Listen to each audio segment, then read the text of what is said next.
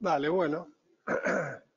Buen día a todos, los presentes y los que están vía webinar.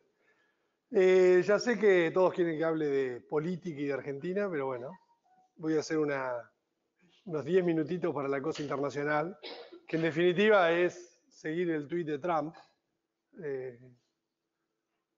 Después las operaciones en Brasil, de escuchas y de pelea política que sigue habiendo. Y bueno, y ahí después caemos y decantamos en la política local. Del mundo solo voy a enfocarme tal vez en un solo gráfico, que es este, que básicamente muestra y está señalado ahí cómo Estados Unidos cae y acompaña la caída del mundo de los últimos años ya, ¿no? El mundo cayó mucho antes con la guerra comercial y Estados Unidos aguantó, y finalmente ahora le tocó. Con esto, ¿qué mensajes hay? Y bueno, hay que acordarse que Trump tiene elecciones el año que viene y que necesita para las elecciones una economía más fortalecida, con lo cual tiene que arreglar la guerra comercial. ¿Por qué algunos creen que estiró el tema de la guerra comercial? Porque cuando estábamos acá, cuando estábamos 6 meses atrás, ¿qué teníamos? Un petróleo de 65, tasas de interés al alza, Reserva Federal que se hablaba de que iba a subir las tasas 2 veces. O sea, un escenario cuando uno lo proyectaba al 2020 íbamos a estar con la típica actuación contractiva, monetaria, y eso no tenía mucha lógica con los tiempos electorales de Trump. ¿Se acuerdan que Trump se peleó un poquito con la Fed vía Twitter? Y fíjense lo que termina pasando un poco lo que pedía Trump, pero por un efecto de la economía. La guerra comercial se termina, sobre todo, trasladando en una caída muy fuerte de la inversión a nivel mundial. Vos tenés una empresa que de pronto tiene todo su supply chain, ya sabés que traes esto de Alemania, esto de España, esto de China, esto de Vietnam, y empieza este loco con todas las trapisondas de las tarifas. Las empresas lo primero que hacen es bajar el nivel de inversión. Y no solo lo bajan en China, lo bajan en todas partes del mundo, porque no saben a dónde poner la plata. ¿Cuál es la esperanza o la expectativa por la cual sé que hay una gran descorrelación entre los bonos y la bolsa? O sea, los bonos están preciando una recesión y la bolsa no está preciando ninguna recesión. La bolsa, ¿qué puede estar, digamos, preciando? Un tema más geopolítico y estratégico, en donde Trump ahora empieza a tener incentivos para arreglar de manera tal de lograr una recuperación económica para ya el año que viene sin presiones inflacionarias. ¿Por qué? Porque como que la mala onda te la comiste este año y el año que viene ya deberías tener la típica recuperación sin presiones y sin una reserva federal que esté aumentándote agresivamente el costo del crédito. Con lo cual, es un mercado que está muy difícil de operar, el mercado de acciones norteamericano, porque básicamente viene moviéndose mucho por esto de los tweets vinculados con la guerra comercial, tarifas. Cuando uno mira el cambio de actitud que provoca esta caída de la actividad, vemos que los bancos centrales, que es la línea azul, que habían estado en una fase fuertemente contractiva, entran en una fase expansiva. Entonces, esto, si uno toma la historia, es un anticipador de una recuperación económica. ¿Quién lo termina forzando? Y lo termina forzando Trump.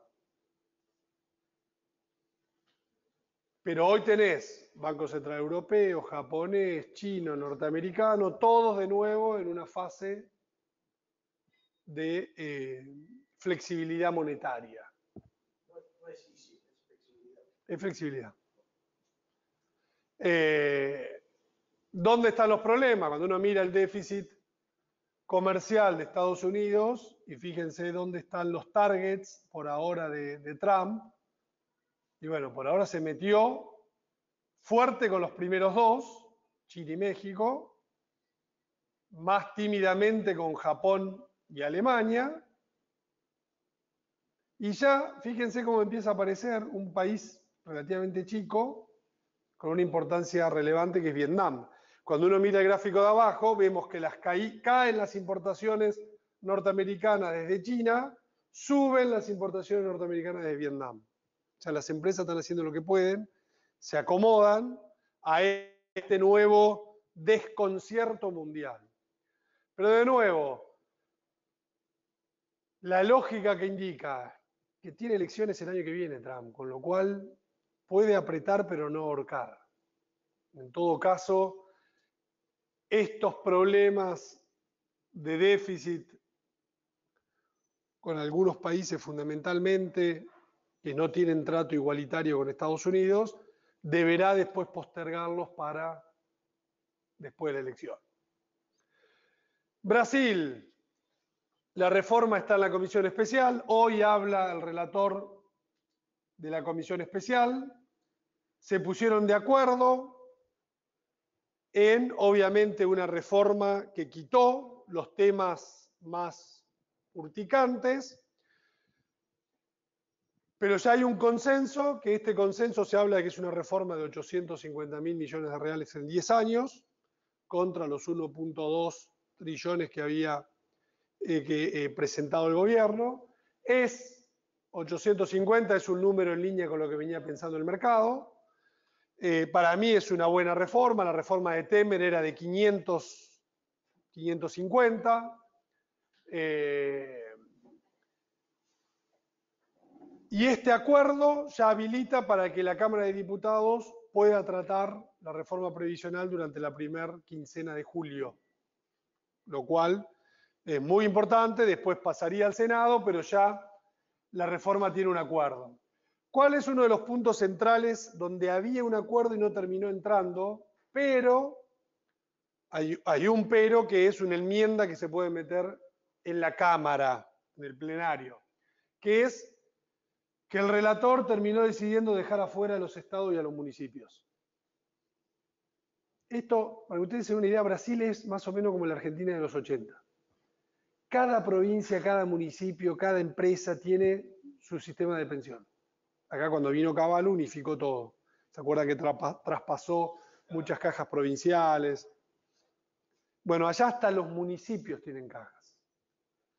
Entonces, ¿cuál era el tema? Por ejemplo, hay muchos municipios de gobernaciones, sobre todo gobernaciones, que están controladas por el PT. Y el PT, o sea, ¿qué hacen los gobernadores? La reforma previsional, la insultan. Y por atrás, sí, aprueben la reforma porque la necesitamos. Entonces, ¿qué hicieron Maya y compañía? Dijeron, no, bueno, la vamos a dejar afuera de acá. Y que los gobernadores pongan sus diputados y aprueben una enmienda en el recinto, en el plenario del recinto. Porque este jueguito, si seguimos en este jueguito, no salimos más. Entonces, ¿saben qué? Háganse cargo. Nosotros vamos con una reforma de 850, que le quieren meter un aumento de impuestos para llevarla a 1 trillón. Si ustedes las quieren, el ahorro es independiente de lo que sería después el ahorro para municipios y estados. Si ustedes quieren obtener estos beneficios, bueno, paguen el costo político ustedes, manden a sus diputados, por más que son gobernadores del PT, apruébenla. No se las vamos a aprobar nosotros para que ustedes sean unos free riders. Vengan y apruébenla. Es como que el consenso que vos lograste acá, hay muchos diputados que no responden directamente a ningún gobernador y demás, y te dicen, no, yo no te voy a votar eso. Voy a pagar un costo político yo para que el beneficio se lo lleve otro gobernador. Ese diputado que no quiere votar acá, bueno, que venga y la vote acá. Y yo acá, que yo voté todo lo otro, esa enmienda la voto en contra. A mí no me interesa. ¿Entiendes? Hay estados que no tienen déficit en la caja previsional y hay estados que sí. Entonces, el diputado de un estado que no tiene déficit en la caja previsional y pertenece al centrado, no tiene interés en aprobar la reforma. La economía sigue bien, salvo el sector externo, o sea, Brasil también está afectado por la recesión o desaceleración mundial. Cuando uno ve la producción industrial para abajo, el consumo relativamente se sostiene, creación de puestos de trabajo, colapso de la minería por el tema de la represa y colapso de las exportaciones por el mundo, por la minería y por Argentina. Pero en términos generales, lo que vos ves en Brasil es economía doméstica bien, todo lo que está vinculado con el mundo más flojo. Porque el mundo está más flojo. Se sigue viendo mucho movimiento en el sector privado, cada vez más inversores participando de lo que son las buenas perspectivas económicas y tratando de invertir en real estate. Cada vez se arman más fondos para invertir en la infraestructura, o sea, más allá de las grandes reformas previsional, tributaria, Brasil está llevando micro reformas adelante. Concesiones, privatizaciones, venta de compañías. La Caixa está vendiendo 3,6% de Petrobras. Petrobras está vendiendo BR Distribuidora. Los bancos públicos brasileños tienen muchas participaciones de empresas que cotizan en bolsa que las van a empezar a vender. Y esa plata se la van a devolver al Tesoro. Y el Tesoro va a cancelar deuda. Esa es más o menos la lógica que hay. Pero fíjense, una dinámica interesante. Fondos de pensión que siguen teniendo poco equity, fondos internacionales que siguen teniendo también poco equity. Es decir, que Brasil, yo sigo pensando que es como al revés que la Argentina. Están poco posicionados y por eso están como más cautelosos y pesimistas. Cualquier cosita se asustan. En Argentina está todo el mundo posicionado y por definición tenemos que ser optimistas. Cualquier mínima noticia la leemos de la mejor manera posible. Bueno, panorama local. El problema del gobierno, el de arriba es el EMAE, abajo es la variación porcentual del EMAE. Las flechas muestran el momento de hoy y el mismo momento en el 2017. Entonces, fíjense, ya en el 2017, cuando el gobierno enfrentaba la elección de medio término, saliendo también de una recesión, etcétera, la economía crecía, se recuperaba. Hoy todavía está hundida.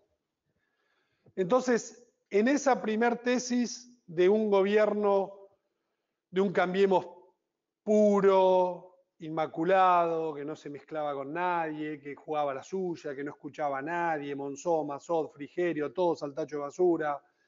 ¿Qué pasó? ¿Qué cambió? Bueno, acá tenemos una primera cosa, la realidad. No se dio lo que pensó el pro puro, que era que este era el mínimo de actividad y a partir de ahí iba todo para arriba. Y ganábamos con la misma lógica del 2017, casi con la misma lógica del kirchnerismo 2015, que perdió por los malos candidatos que puso. Pero la lógica de la recuperación económica para las elecciones fue la misma. Este fue el colapso del 2014 y este fue el fuel para tratar de ganar. Con Zanini y Aníbal era difícil, pero digamos, está clara la recuperación en 2015, está clara la recuperación en 2017, está más complicado en 2019.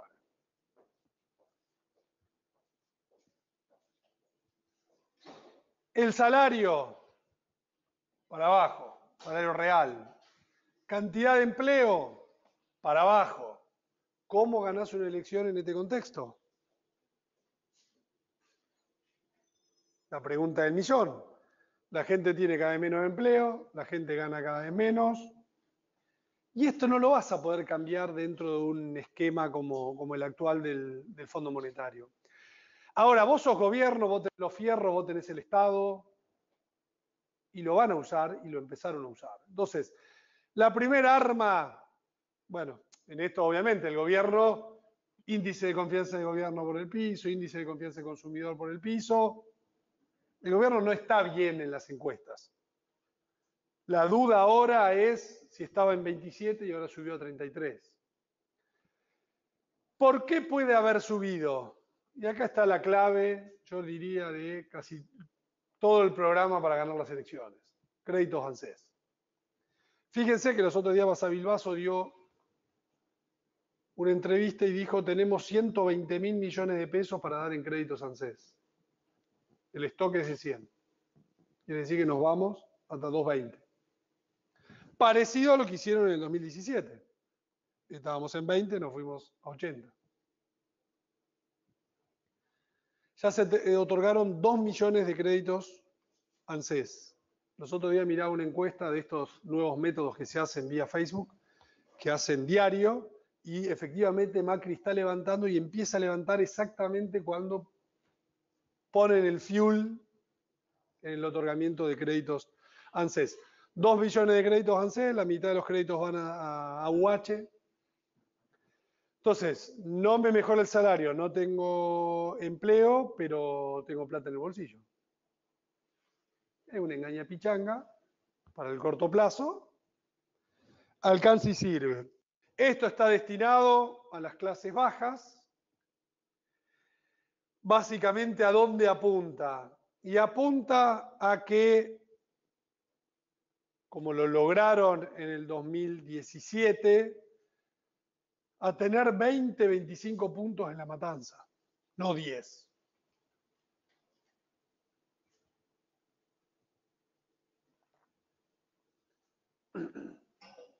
Apunta a subir 5 o 10 puntitos en los sectores bajos. Después, centros más para la clase media, empleado público, ahora 12 cuotas, de nuevo, no tenemos plata en el bolsillo, no ganamos más, el salario real está deteriorado, pero aparecen de nuevo las cuotas. Entonces, me puedo un pasaje para irme en 6 cuotas, electrodoméstico, 12 cuotas, te ayuda. Banco Nación, Banco Provincia, volvieron a full con los préstamos y también descuentos, Banco Ciudad. ¿Qué busca todo esto? Y para eso hay que escuchar a los intendentes de Cambiemos, que son los que tienen más llegada a la gente. Un Pose, un Macri, Vicente López. Tenemos que llegar al balotaje. Estaban afuera del balotaje. Hasta antes del ANSES. Con el ANSES levantaron. Estábamos abajo de 30 puntos, estaban en 27, 28. Con lo del ANSES están de nuevo arriba de 30 puntos. Entonces, esto lo pondero mucho más que la elección de Pichetto como vicepresidente. Lo que sí es cierto, bueno, el salario real va a mejorar un poquito, ¿no? Si uno mira la paritaria que cerró Vidal con los docentes van a estar, se supone, más contentos en las elecciones que hoy. En general todos vamos a recuperar un poquito del salario real. El Fondo Monetario, recordemos, nos dio el guiño para vender reservas y con eso calmar el dólar, calmamos el dólar, bajamos un poco la inflación. Paritarias, estabilidad, crédito por el otro lado, tenemos que llegar al balotaje. Esto no es ganar, es llegar al balotaje. ¿Por qué no es ganar? Y porque hay un deterioro económico y social significativo que hace que, como Cristina entregó un país bello y hermoso en materia de consumo, la gente recuerda eso y tiene hoy una propensión a votar ese espacio.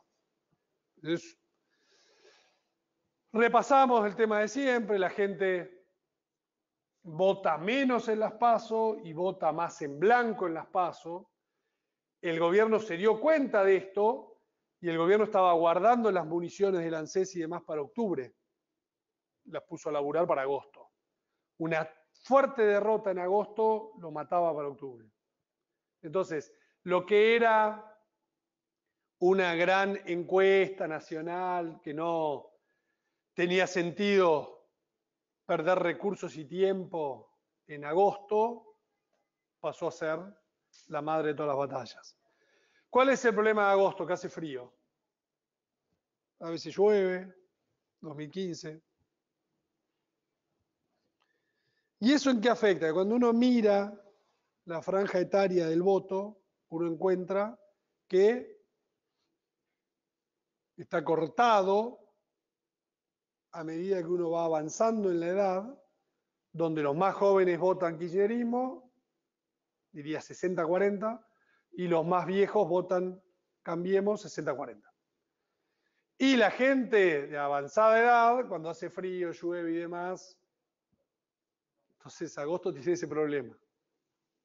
Esperemos que haga calor.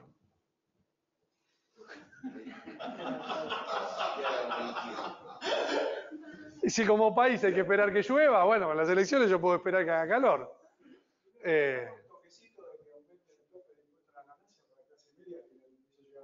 Sí, pero ya está, me parece. Yo que a ver, si las encuestas marcan, habrá que tomar las decisiones que haya que tomar.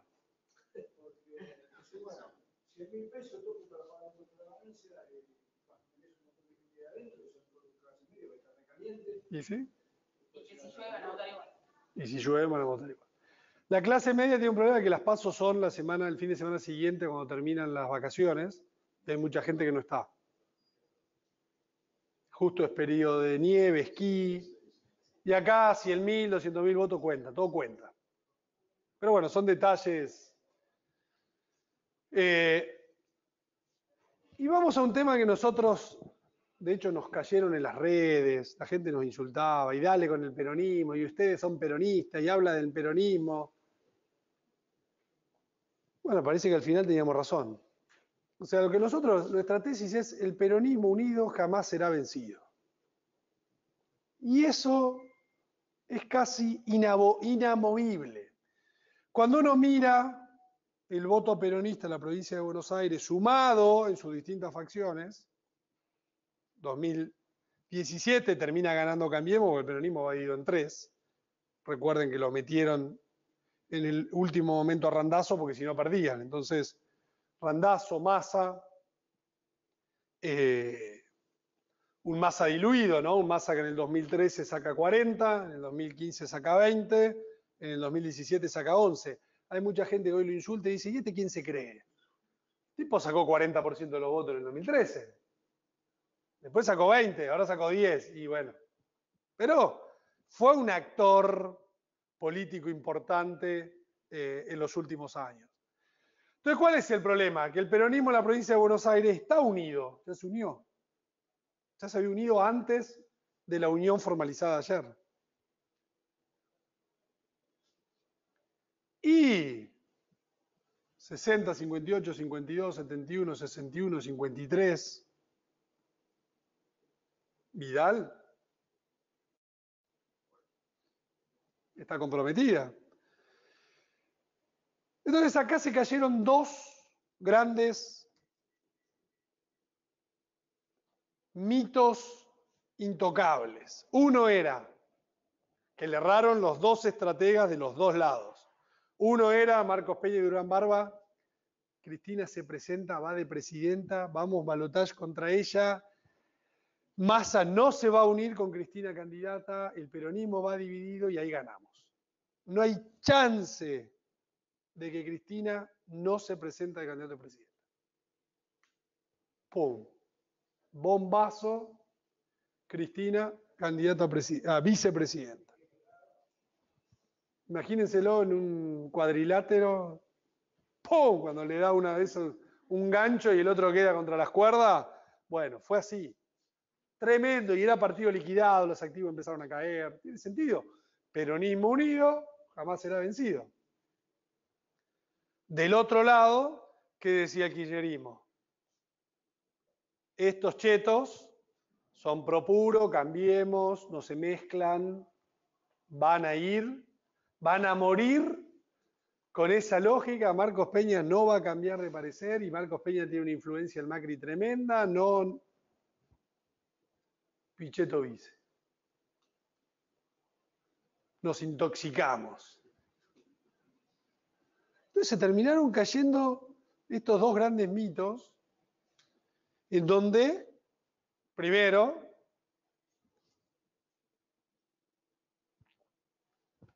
ningún analista político lo vio. Con lo cual los analistas económicos financieros no somos los únicos que no vemos nada. Los políticos tampoco, y creo que son más caros que nosotros. Con lo cual, ¿qué es lo que para mí hay que ver ahora? Yo creo que este boxeador que estaba contra las cuerdas de alguna manera milagrosa siguió de pie y logró meter un gancho que ahora están los dos destartalados arriba del ring. Están los dos, viste, destruidos arriba del ring, cual película de Rocky. Y ahora falta efectivamente ver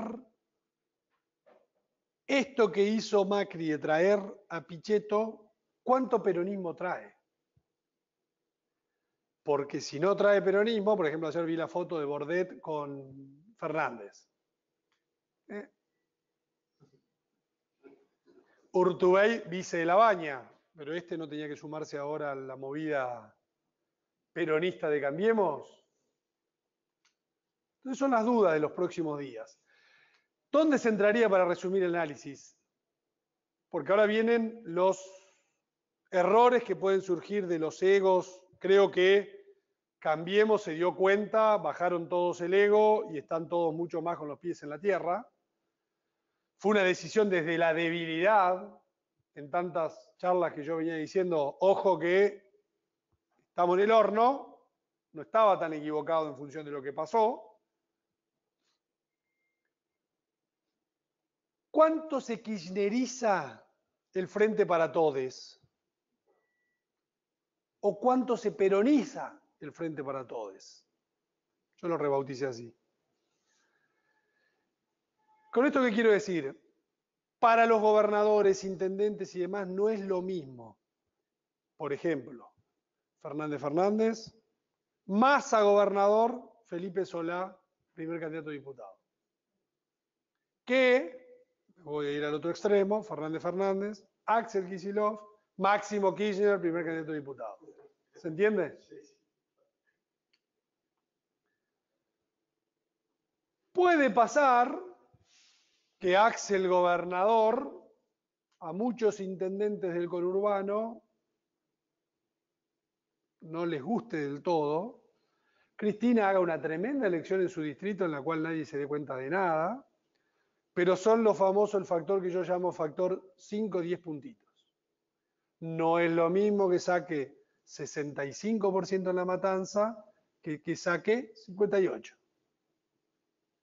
Y así vamos, distrito por distrito. Vemos lo de Tucumán, Mansur más Alperovich, 61%. Y dicen que los dos sumados miden menos que Cristina. Quinto mayor distrito electoral del país, que vota como el conurbano. Entonces, esos son los porcentajes que maneja Cristina en los principales distritos más poblados del conurbano. Arriba de 60.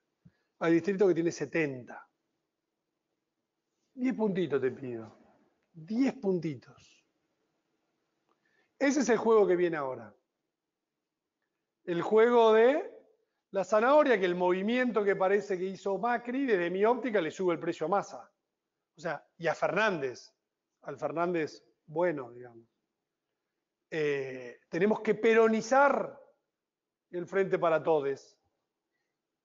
Porque peronizándolo vamos a traer más gobernadores, intendentes y vamos a asegurarnos que laburan para nosotros. Si nos kirchnerizamos, la cámpora y todo eso, así que ahora estamos ahí, viendo ese poroteo. ¿Cómo siguen los números? Y los números siguen complicados, o sea, siguen con un Fernández Firmández 40, Macri 33, 34. Y ahí viene el tema este que no se termina de entender, porque Labaña le resta votos a Macri. Pero aparentemente, a mí me lo terminaron de explicar, de que es un votante que no va a votar a Macri y no va a votar a Cristina. Y que el gobierno se dio cuenta que si no hay candidato para ese espacio, es muy posible que esa gente termine votando en blanco o no yendo. Eso favorece y te pueden terminar ganando en primera vuelta.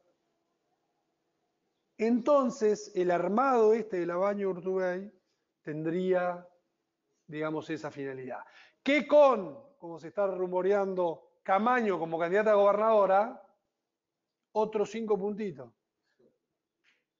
Y ahí, o como también se decía, Labaña Urtubey, con Vidal como candidata a gobernadora. Entonces, ahí es otra de las cosas que el gobierno se dio cuenta, que necesita ganar la provincia de Buenos Aires. Ahora la tesis de los politólogos es, si perdés la provincia de Buenos Aires no hay balotaje. O sea, perdés el balotaje. Que el símbolo es como el primer partido del Mundial. Lo tenés que ganar. Y bueno, pero en su momento no quisieron desdoblar la elección.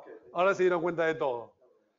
Entonces, en ese esquema de esa facción intermedia, con Urtubey peronista, Camaño peronista, metidos en la provincia de Buenos Aires, con cierto aparato del dualdismo, le resta votos, supongamos, a Axel, y te la posiciona a Vidal. Todo esto va a ser por una cabeza. Con lo cual, cuando...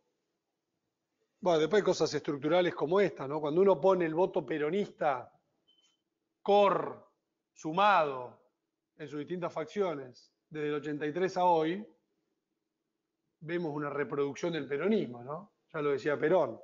Pero ahorita son como los gatos, parece que se pelean, pero en realidad se reproducen.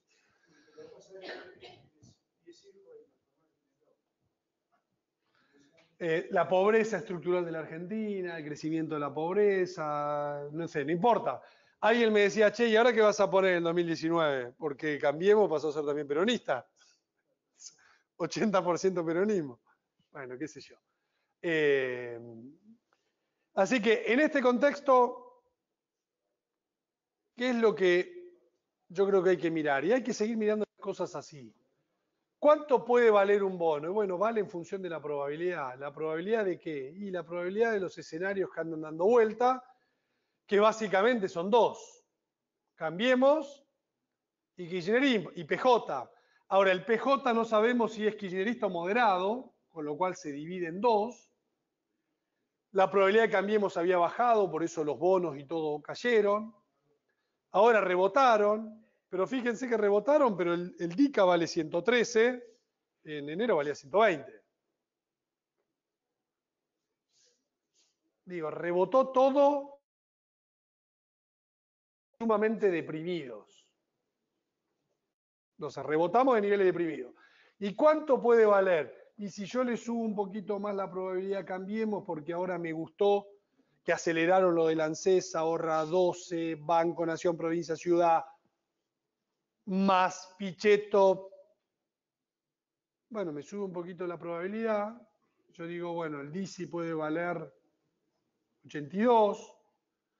¿Qué es lo que quiero decir con esto? Que creo que vamos a ir un poco a los precios que vimos en enero. En donde, ¿cómo estábamos en enero? Y estábamos,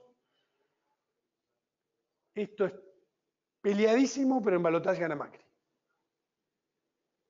Después se nos cayó Macri, cuando se escapó el dólar de nuevo, se aceleró la inflación, ahí se nos cayó Macri de nuevo. Entonces creo que la utilización del aparato del Estado, ANSES, créditos, alivio para la gente, nos vuelve a llevar a ese escenario, que no es que acaba de arrancar ayer un bull market de Argentina donde los bonos, no, porque ya he escuchado analistas, hay que mirar lo que está rindiendo Brasil, No tenemos chance de llegar a los spreads que tiene Brasil. Nos habíamos alejado mucho de Ucrania y Ecuador, que son nuestras dos referencias. Ahora nos acercamos a Ucrania y Ecuador. E ir armando esto. Yo no tengo la respuesta de esto. Esta es la parte de ustedes, muchachos.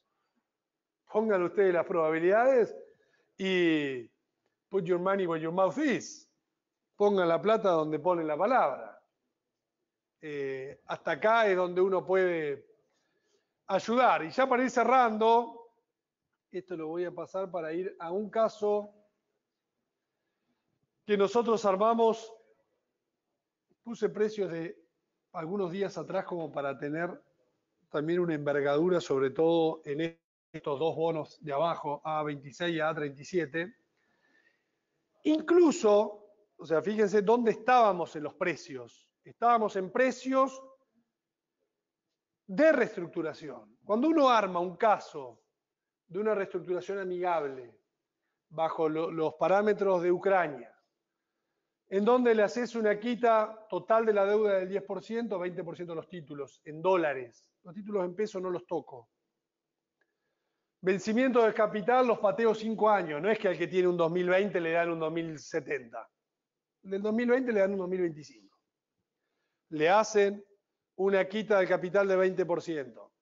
Le bajan el cupón promedio y hay un escenario donde yo digo lo que te lo bajo, te lo capitalizo y te lo devuelvo al final. Entonces recuperás parte de la quita. Todos escenarios que vos como inversor podrías llegar a aceptar en un determinado contexto, digamos, donde todos sabemos que los números de Argentina son complicados. Y en definitiva vemos, sobre todo en la parte larga, bonos a 10 o 20 años, y llegaron a valer prácticamente los precios de escenarios de reestructuración amigables. Entonces, el concepto un poco que quiero transmitir es ese. Los precios se habían deprimido demasiado ya apostando al colapso total y de pronto renace la esperanza, porque con Macri está la esperanza de que esto no suceda. Que ese es otro debate de 2 horas más. ¿Cuál es el plan? Porque hasta ahora estamos todos con planes políticos, pero ¿cuál es el plan? Yo insisto con lo mismo. La Argentina, después del atraso cambiario que vamos a tener hasta las elecciones, va a tener que o hacer reformas estructurales de la hostia en 3 meses, no lo veo, o volver a devaluar un poco. Devaluar un poco te vuelve a generar el problema de la deuda, porque la Argentina recauda pesos y debe dólares. El gran problema que tiene Argentina como paria mundial es que se endeuda en una moneda que no emite. Brasil está endeudado hasta la cabeza, pero en reales. Y así un montón de países del mundo. Salvo Argentina, que es un extremo, 80% de la deuda en dólares. Después le sigue Turquía. Después, en general, los países han aprendido a endeudarse en moneda doméstica. Para eso, primero necesitas tener una moneda. La Argentina nunca pudo tener una moneda, entonces nadie te va a prestar en tu moneda, aunque Toto Chapó varios bonos emitió en moneda doméstica. Pero bueno, es un ejercicio que les quería mostrar como para tener en cuenta. Y el otro tema por el cual, digamos, nos sostenemos es que el mercado sigue mayormente overweight, very overweight. Todo el mundo está mayormente posicionado, rezando y analizando la política, Investor Trip, todas las semanas hay inversores de afuera, fondos de afuera. ¿Por qué? Y porque la gran mayoría está comprado. No es que compraron anteayer para el rebote y ganaron 30% en 2 días. La gran mayoría recuperó parte de enormes pérdidas. Entonces, este es un tema donde la posición técnica no es buena. ¿Y esto para qué es relevante? Para que cuando vuelve la cosa a los niveles, a las probabilidades de enero, che, Macri está vivo, vamos a perder en las PASO, esperemos que por una diferencia razonable, y esa es la expectativa. Si pierde por 5 puntos es remontable. Si pierde por más de 5, es complicado y el mercado lo va a tomar muy mal. ¿Por qué? Porque están todos comprados. Si pierde por menos de 5, los precios se pueden sostener, no van a ralliar, ¿por qué? Porque hay muchos que van a aprovechar para vender. Porque ya pasaron por el infierno, me sacan un poco la cabeza, es muy probable que tomen esa alternativa. Así que bueno, con esto termino mi exposición. Abrimos el espacio para las preguntas, si es que las hay.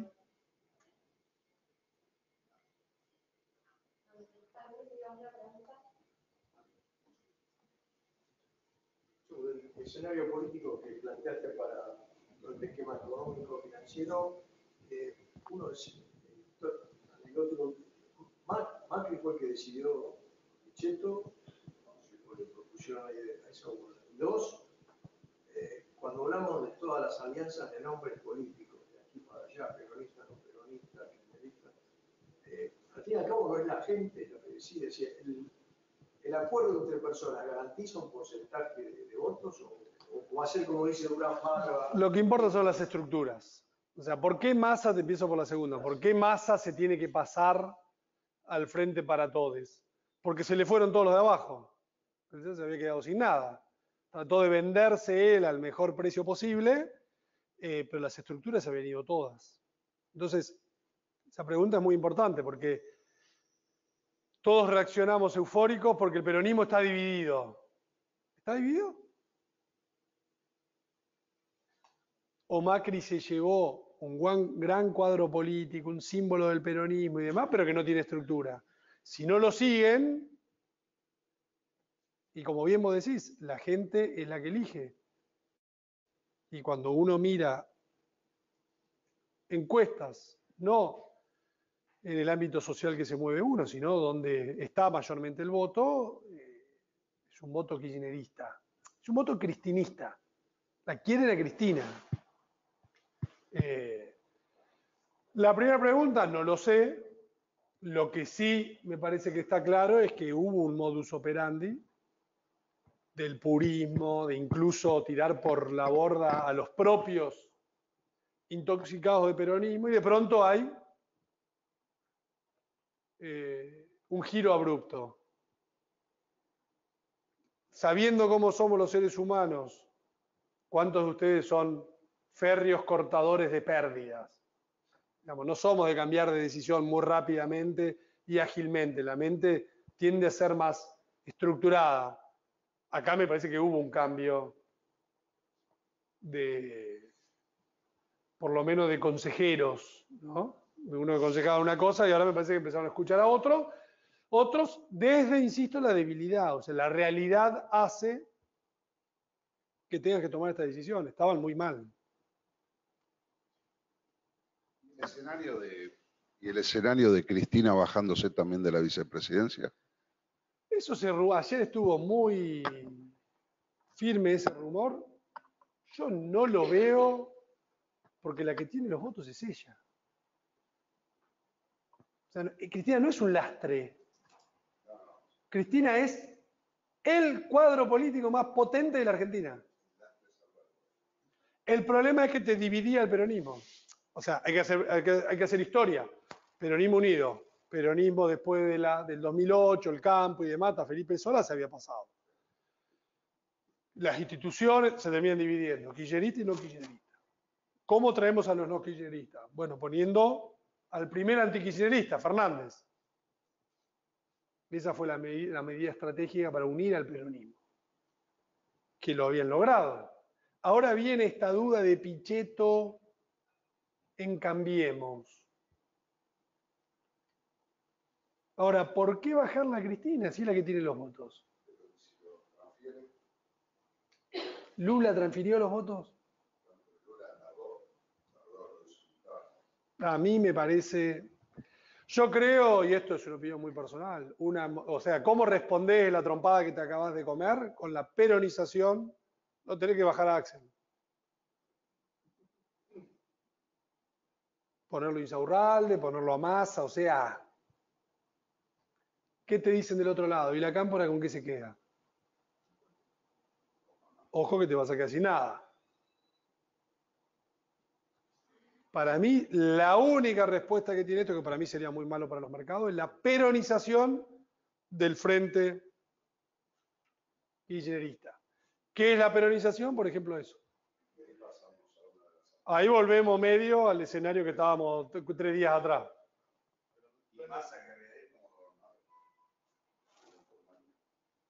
Habría que hablar con él, yo creo que sí.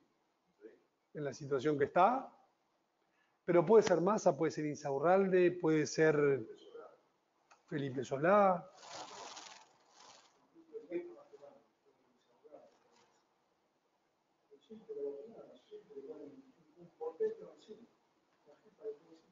Y bueno, cuando hay que ganar, hay que ganar. Y entre Urtubey que había ofrecido, el gobierno le había ofrecido a Urtubey para servicio, le suma más en realidad Pichetto que Urtubey. ¿Qué creo? Estructura creo que no, pero sí en volumen político. Para mí, ninguno de los dos te aportaba demasiado en votos, y lo que te aporta Pichetto es una señal contundente para que pase lo que pasó. O sea, es una señal de gobernabilidad. O sea, Pichetto te asegura la gobernabilidad, no te asegura ganar la elección. Pero bueno, ese será trabajo. Claro.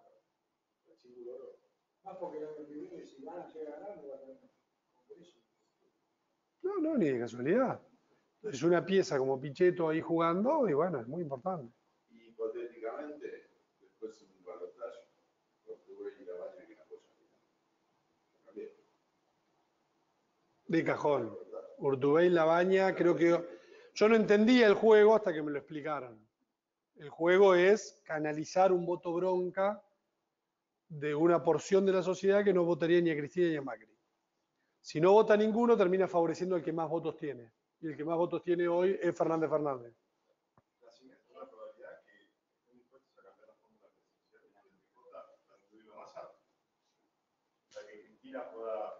Yo creo que Massa estuvo acertado en todo lo que vino pensando ese tiempo. De que Cristina no era la candidata, le terminó pifiando a quién elegía Cristina.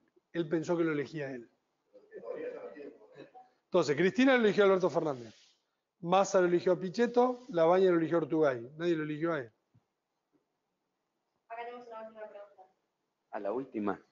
Leo, algo contestaste de Cristina respecto del candidato como Fernández, pero si ella ganaba tan contundentemente, ¿qué necesidad tenía de bajarse a vice? Esa una. Y la otra, ¿qué lectura haces de las obras y de lo que sucedió en Córdoba, donde una buena administración peronista como la de Schiaretti, con obras hasta ganar la capital, Córdoba, cuna de radicales, y encima la capital? No le asignás nada a las obras que se están haciendo, a todo el cambio. Serían esas dos preguntas. El peronismo gana Córdoba. Esto lo dice Ignacio Zuleta siempre. El voto es súper estable. Es recontra estable. No vas a encontrar que en Argentina, uy, ahora votaron a este y ahora votaron. El peronismo gana en la capital de Córdoba porque los otros fueron divididos. No porque el otro hizo las cosas bien. Ganó el ex intendente de San Francisco que ni siquiera estaba empadronado. Ganó porque los otros fueron divididos. Solo eso. No hay otra explicación. ¿Quién gana o quién pierde? Depende de cómo se juntan. Siempre digo, si en el 2003 se hubiesen juntado López Murphy con Carrió, el presidente no hubiese sido Kirchner. Fueron todos divididos, acá son todos caudillos, son todos líderes, son todos Dios. Es muy difícil. ¿Por qué se baja Cristina? Porque lo que el peronismo está buscando es ganar en primera vuelta. Saben que en balotaje pierden. Y la Constitución argentina permite que ganes con 45. Cristina sola no llega a 45. Cristina más el peronismo sobrepasa a los 45. Pero 40-27 también. 40 con 10 de diferencia, pero ya ahí, ¿viste cuando vos? No, vos haces tu juego, pero ya ahí tenés que estar mirando el juego del otro. Acá es, yo hago solo mi juego. ¿Cuál es mi juego?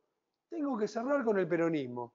Si yo cierro con el peronismo, saco más de 45. Lo que haga el otro, no me importa. Y ojo que esto que parece haberse derrumbado, Sigue vigente. Bordet iba a competir con Urribarri. Uñac iba a competir con Gioja. La Pampa estaban divididos en dos. Resulta que terminaron todos yendo. Santa Fe. Otro. Perotti estaba en Hagamos la lista de los peronistas no K. Bueno, ya nombré varios. Pero teníamos Felipe Solá, Massa. Bueno, en ese momento Pichetto era K, ¿no? Porque era el presidente del Senado. En el 2013, 2015 sigue siendo K. Pero Bordet, Uñac, Pepo, Das Neves, bueno, Schiaretti de la Sota. Ojo que hay una facción del de la Sotismo que se quiere ir con Fernández. Ojo. Eso es lo que hay que ver ahora. Eso es lo que hay que ver ahora. Que por suerte no necesitan pagar un consultor político porque ya lo hacemos nosotros. Dado que en los países emergentes, y más como en este, yo siempre digo, es algo que me enseñaron cuando empecé, 80% es política, 20 fundamentos, los emergentes. Desarrollados al revés, 80 fundamentos, 20 política. Post-Trump, eso está cambiando. Y en Argentina, que en los emergentes es 80-20, en Argentina es 99-1. Con lo cual, no vieron un gráfico de price to book, de evaluación, de si las empresas ganan o pierden plata, no importa nada. No importa nada. Lo único que importa es quién gana. Así que bueno, gracias a los que están conectados vía web y nos vemos el próximo mes.